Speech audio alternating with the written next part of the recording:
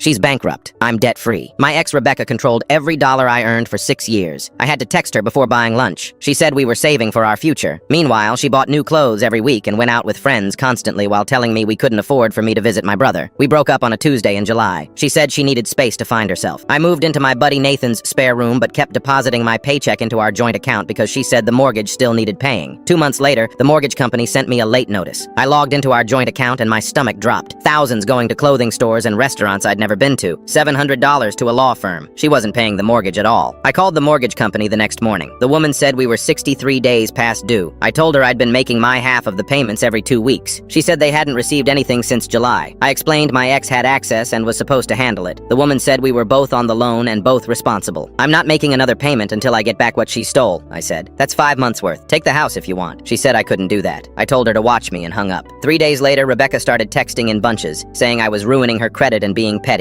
I blocked her number. Then voicemails started coming to Nathan's landline, which creeped me out because I never gave her that number. I deleted them without listening. 4 weeks in, Nathan came home grinning. He'd just seen Rebecca pushing her dead Civic through an intersection with smoke pouring out. I'd been telling her for a year that car needed an oil change and new brakes. She always said we couldn't afford it while spending $300 a month at Target. 6 weeks in, Nathan showed me a public bankruptcy filing on his phone. Rebecca Ann Winters. The debt list included our mortgage, 4 maxed credit cards I didn't know existed, and a payday loan with 30% interest. She'd spent herself into a hole so deep she had to file bankruptcy. 2 weeks later, the mortgage company sent a letter saying Rebecca had abandoned the house. They offered me a deal, catch up on payments and keep it. They didn't want to foreclose. I called and said I'd bring everything current if they removed her from the loan entirely. They agreed. It took 4 months of overtime and eating ramen, but I cleared the debt. I changed the locks the day the paperwork went through. Inside, I found garbage bags full of clothes with tags still on. I dragged everything to the curb. Then I called Allison, who I'd been seeing for 2 months but was afraid to get serious with. She came over that night and I showed her the empty house. She moved in 3 weeks later.